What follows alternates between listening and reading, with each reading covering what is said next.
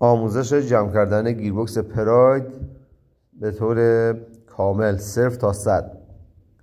اینجا کاسه نمد شفت ورودی رو چسب میزنیم و سر جای خودش قرار میدیم و با استفاده از یه حالت چکش و قلم که این قلممون اندازه خود کاسه نمد باشه که خود کاسه نمد رو خراب نکنه و سعی کنید از کاسه نمد کونه خودش هم استفاده کنید، روش قرار بدید و با استفاده از همین قلم چکش با آرومی ضربه بزنید که کاسه نمد سر جای خودش بشینه.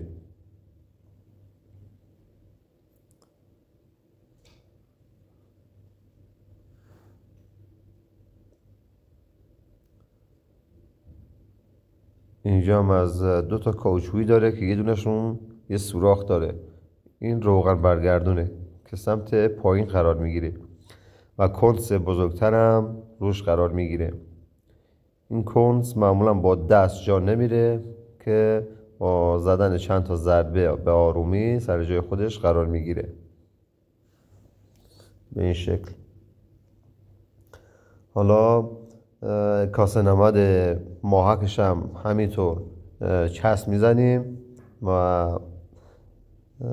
اینجا ما از ابزار مخصوص استفاده کردیم برای کاسه نمد ماهک که خیلی خوب و به شکل 100% سر جای خودش قرار میگیره و هیچ ضربه‌ای به خود کاسه نمد وارد نمیشه.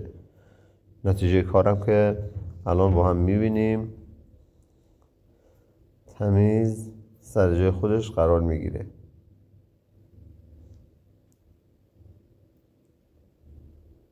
میل ماهک هم گریس بزنیم و موقع جا زدن به حالت چرخشی میچرخونیم جا میدیم که کاسه نمد رو خراب نکنه.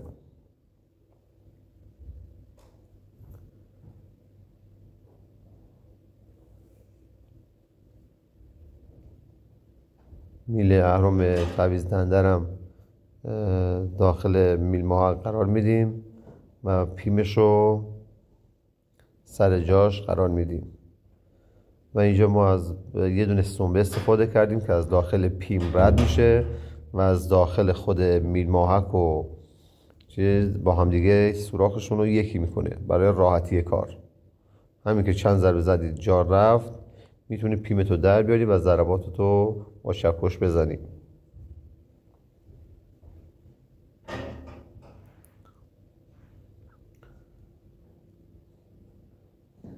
مجموعه دیفرانسیل هم سر جای خودش قرار میدیم. بعد از دیفرانسیل نوبت به دنده هاش میرسه که آرومی با چند تا ضربه چکش سر جای خودش میشینه.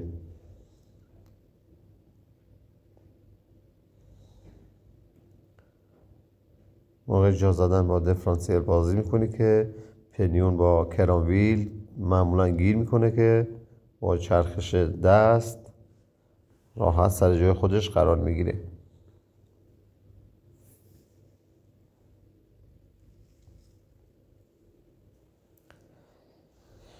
و پیما رو سر جای خودش قرار میدیم.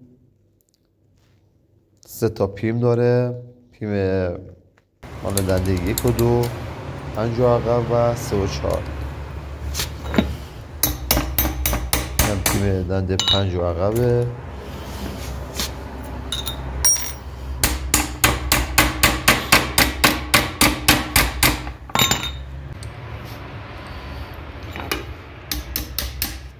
و این هم پیم دنده 3 و 4. جعبه تقسیم دنده هم سر جای خودش قرار میدیم. 3 تا پیچ داره، 3 تا پیچش هم با دست گیر میدیم و بوکس 10 صفر میکنیم.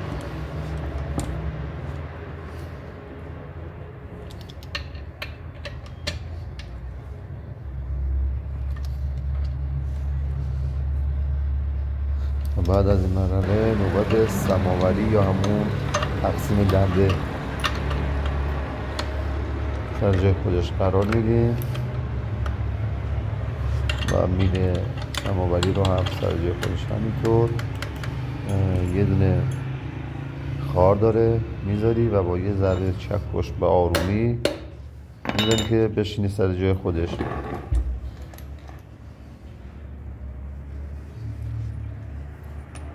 دنده عقبش هم سر جای خودش قرار میدی.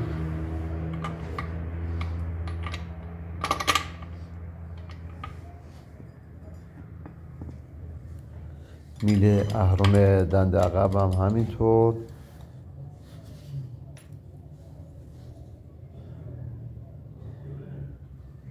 هم پیم زامنشه.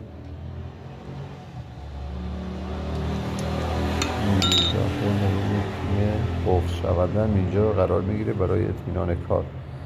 از اون با چکش میزنی از بالا با انگشت فشار بدی که بشینه سر جای خودش و در نهایت روی پوسته رو چسب میزنید که اگه چسب نزنیم اینجا باز نشتی روغن میشه. سعی کنید چسبتون رو پر بزنید.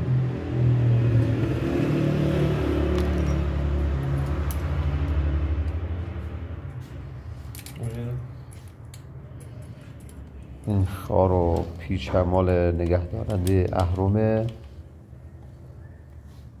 تعویض دنده عقبه. اونم باید سر جای خودش ببندی که نبندی دنده عقب برجا میره. و در نهایت زمانی که کار تموم شد قبل از اینکه در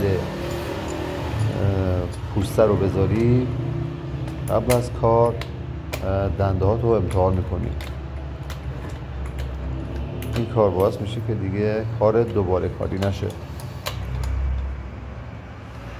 اگه تمام دنده ها به راحتی جا رفتن و هیچ مشکلی نداشتی این الان دنده یک دوباره میاد خلاص میکنی با حالت دنده دو یک دو به راحتی سر جای خودش قرار میگیره. چهار سه چند بار میزنی که راحت باشه که ببینید آقا کار درست انجام شده. اینجا هم دنده 5 و دنده عقب و در نهایت تو دنده 5 قرارش میدی و پوسته رو سرش میبندی. دنده 5 باعث میشه که پوسته به راحتی سر جای خودش قرار بگیره و داخل پوسته 4 تا واشر قرار میگیره، 2 تا بزرگتر 2 تا کوچیکتر. 2 تا بزرگتر با کاوچویی یک سمت درن قرار میگیره.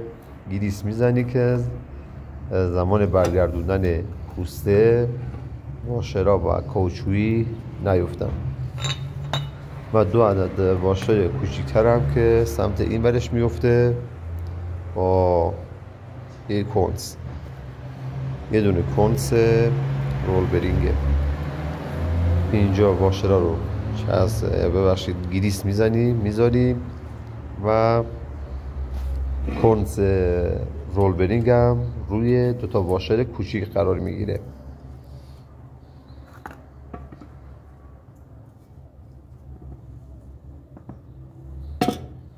این هم از کنس رول برینگش. این هم همیشه سر جای خودش قرار میده.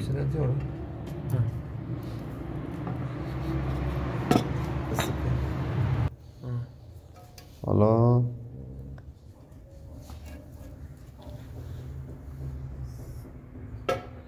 پوسترم سر جای خودش قرار میدی با آرومی که واشر و کاوچویی و کنسی که روی پوسته قرار گرفته نیفته و پیشه دور گیربکس رو صفر میکنیم.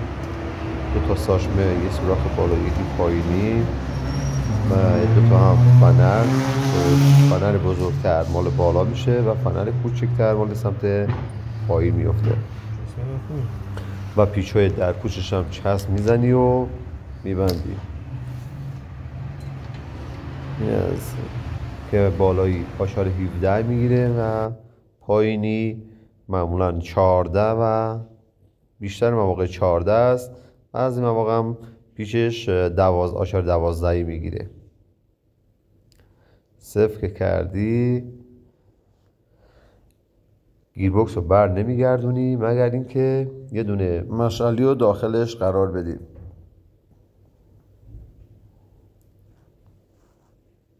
دو طرفش رو جا میزنیم، مشعلی رو سر جای خودش قرار میدیم و دوباره دنداش رو امتحان میکنیم.